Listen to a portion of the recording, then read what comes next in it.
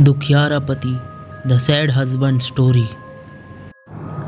इस कहानी के दो किरदार हैं। नए नवेले शादीशुदा कपल अर्जुन और रिया।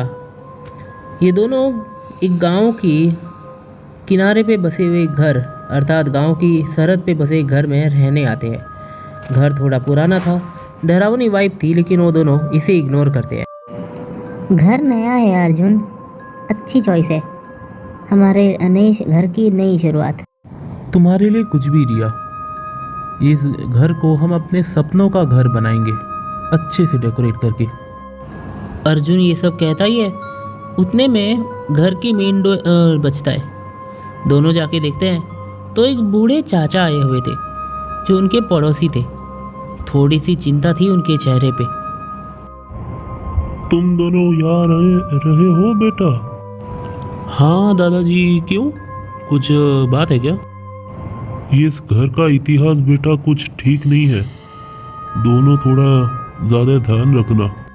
पड़ोस वाले चाचा दोनों अर्जुन और रिया को ये बात बता के चले जाते हैं। अर्जुन और रिया थोड़े कंफ्यूज हो जाते हैं, लेकिन घर के अंदर ही रहते हैं। उस रात जब अर्जुन सो रहा था तो रिया को हल्की सी रोने की आवाज़ आ रही थी, इसलिए वो हॉल में जाके चेक करती है और तभी उनकी शादी की फ़ोटो नीचे गिर जाती है। पक्का शायद हवा ही होगी। रोने की आवाज़ बंद हो जाती है, लेकिन रिया को एक ठंडी हवा लगती है। वो फटाफट डर के मारे बेडरूम में जाके सो जाती है। अगले दिन रिया गांव के मार्केट में जाती है, जहाँ दो औरतें फुसफुसा रही थी जो वो सुनती है। वो उधर ही मरा था ना, जो झूठे इल्ज़ाम सह नहीं सका, आत्महत्या कर ली उसने। हाँ बेचारा, उसकी बीवी ने झूठ से उसकी पूरी ज़िंदगी नरक बनाई थी और उसने आत्महत्या कर ली। कहते हैं आज भी उसकी आत्मा न्याय के लिए रोती है। रिया ये सारी बातें सुनकर उन दोनों औरतों से सहजता से जाके पूछती है कि तुम दोनों किस बारे में बात कर रही हो। जिस बात पे वो दोनों औरतें कहती है लेजेंड ऑफ दुखियारा पति। कहानी फ्लैशबैक में जाती है, जहाँ पे हमें दिखाया जाता है रवि और उसकी बीवी कविता को, जो कोर्ट में मौजूद थे। कोर्ट में क्यों? क्योंकि रवि के ऊपर उसी की बीवी कविता ने दहेज का झूठा इल्ज़ाम लगाया था। जज साहब, मैंने कुछ नहीं किया है, मैं निर्दोष हूँ, मैंने कुछ नहीं किया है जज साहब।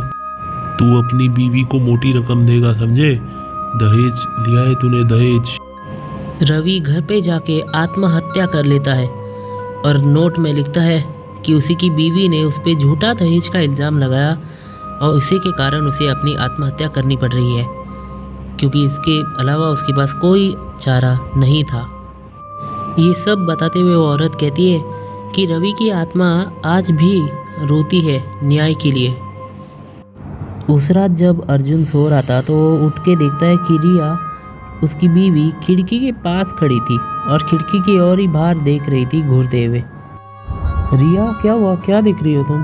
रिया गहरी मर्दाना आवाज़ में कहती है, तो उसकी कीमत चुकाएगा जो तूने किया है। रिया पलटती है और अचानक से रोना शुरू कर देती है।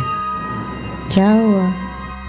तुम कुछ अलग लग रही थी, एकदम अलग। उसी वक्त ज़ोरदार कांच टूटने की आवाज़ आती है और रिया और अर्जुन दोनों देखते हैं कि उनके शीशे पे लिखा था इनोसेंट बट कंडेम्ड।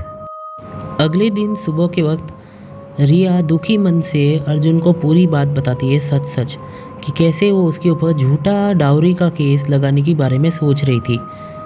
वो इस बारे में बहुत दुखी थी। ये बात वो अर्जुन को बताती है और अर्जुन बहुत शौक होकर ये सारी चीज़ें सुनता है। मैं बहुत लालची हो गई थी अर्जुन, लेकिन मैं कभी तुम्हें ऐसा झूठा दहेज के इसमें अटका नहीं पाई, क्योंकि मैं अब भी तुमसे बहुत प्यार करती हूँ। रिया की आवाज़ रोने लग जाती है और उसी वक्त बहुत ही भयंकर और डरावना दिखने वाला दुखियारे पति की आत्मा आ जाती है वहाँ पे और वो कहता है, तुम सारी औरतें एक जैसी ही होती हो, एक नंबर की मतलबी, झूठे दहेज के इसमें अटका के मार डालती हो हम पतियों को, बेगुनाह जो होते हैं उन्हें। अर्जुन प्रोटेक्टिवली दुखियारा पति और अपनी वाइफ के बीचों बीच खड़ा हो जाता है उसकी रक्षा करने के लिए। नहीं, वो मासूम है, उसने कुछ नहीं किया है, उसे अपनी गलती का एहसास है। नहीं, शब्दों का कोई अर्थ नहीं, ये औरतें एक जैसी होती है, शब्दों का कोई अर्थ नहीं। ये कह के दुखियारा पति भयानक रूप धारण करके तुरंत ही रिया के ऊपर हमला करता है। अर्जुन फटाफट एक मंत्र का उच्चारण करता है जिससे परेशान और बहुत ज़्यादा चिल्लाकर दुखियारा पति की आत्मा वहाँ से गायब हो जाती है। लेकिन गायब होते होते वो कहती है, उसे धोखा मत देना, मैं देख रहा हूँ तुम दोनों को। अर्जुन और रिया उस घर को छोड़ के हमेशा हमेशा के लिए जाने का निर्णय लेते हैं, लेकिन एक सीख के साथ कि झूठा केस सच्चे मुसीबत में पड़े लोगों को न्याय नहीं दिला पाता, जिसके कारण वो हर जगह एक नारा लगाते हैं, justice for real victims and false dowry cases, justice for real victims. Arjun पूरे जोश में कहता है, इन जैसे बेगुनाह लोगों को न्याय मिलना ही चाहिए, वो उनका अधिकार है। और रिया कहती है, हाँ अर्जुन, ऐसे लोगों को न्याय मिलना ही चाहिए जो बेकसूर है, जिन्होंने कभी कुछ गलत नहीं किया होता है। स्टोरी के ख़त्म होते ही हम लोग को नज़र आता है एक घर, वही घर जिसमें अर्जुन और प्रिया रह रहे थे, और खिड़की के अंदर नज़र आती है वही दुखियारे पति की आत्मा, और स्क्रीन पे लिखा आता है, न्याय सभी के लिए है, झूठ और लालच से बेगुनाह लोगों को न्याय जो नहीं मिल पाता है उसे ना रोके।